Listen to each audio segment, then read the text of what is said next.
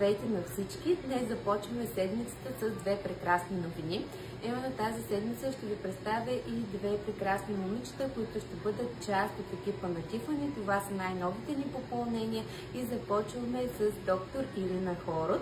Тя ще бъде част от екипа на Лазарен център Тифани и ще бъде на ваше разположение дните събота, неделя и понеделник, с което обявявам, че Лазарен център Тифани ще работи и през неделните дни, за да можем да извършваме все повече от вашите любими процедури.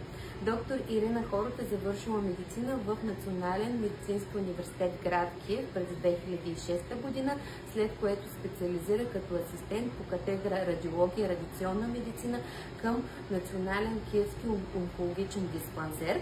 Също така доктор Ирина Хорот има и доцентска степен като преподавател в Национален киевски университет по медицина със специалност радиология и радиационна медицина.